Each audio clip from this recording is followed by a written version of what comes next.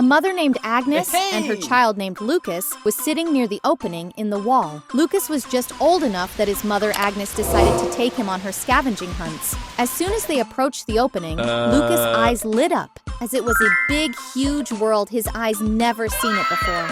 Mother, I think that the people of this grand kingdom must be very kind, aren't they? You seem to bring home the most delicious of things, from cake, hams, and cookies that get my tummy rumbling. Agnes smiled. Well, Lucas, I don't doubt that this is a vast kingdom filled with oddities and peculiarities, but hear me, my sweet child. These people are not as fond of us as you seem to think. This is my first warning, my dear Lucas. I forbid you to show not a whisker outside these walls when I'm not with you. If they catch but a small glimpse of you, the people will be sure to come after you. Lucas sighed in resentment. Mother, I'm old enough to no longer be treated like a child, but I love you, Mother, so I will do as you told me. The next day, while his mother fell asleep on the living room sofa, a young Lucas had other plans.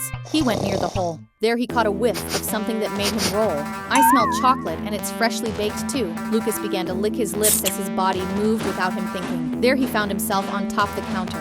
Luckily, the house was empty. Lucas saw the big chocolate cake. His stomach grumbled at its sight. He spoke boldly of his power of smell and said, I knew it. Glad I came out. I was right. He took a bite and grabbed the rest as he ran fast back to the hole. There he found a corner, dug himself in like a mole. When Agnes woke up, it was already nighttime. The house was quiet, and the people were fast asleep. She found Lucas and woke him up. There was not a trace of the cake that he ran off with. Agnes took Lucas outside and said this is the best time to gather, when they are asleep and no one will come after. As they reached the counter, Agnes saw the cake already bitten off. Little feet marks and crumbs have formed near the base. Agnes sighed in disbelief, saying, those little rascals leaving this huge mess. The least they could do was make sure to take less, since this was a cake for the family. Look over there, the balloons and signs the ruler's daughter's birthday. This will spell trouble for all of us, this, I guarantee. Now hurry, let's run back home and wait a few days for everything to cool down. Myths, fables, novels, and more. Subscribe for more. It really helps the channel. A few days passed, Lucas' hunger grew,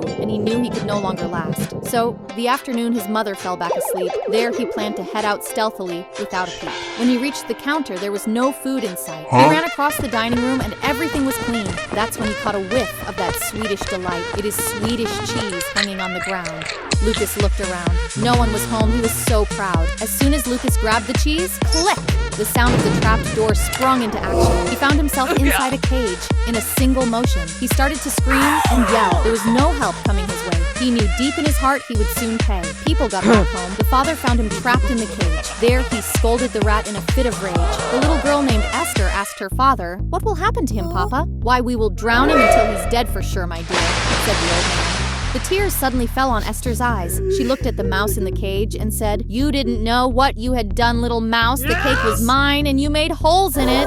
Lucas squirmed and squeaked, saying, I didn't know. I am sorry, miss. The father had turned around when Esther decided to open the cage. Esther's tender little heart felt bad for the mouse as it scolded it while it ran off. Lucas rushed home and found his mother. There he told her what had happened, sobbing and crying, promising to Agnes never to disobey and follow her teaching. Mothers know best is one way of putting it. Sometimes we take the wisdom of our elders for granted and rush into the world, only to be chewed by its cogs and spat out barely breathing. Listen to the advice of your parents. There's treasure and deep understanding behind most of it. I pray that this story finds you.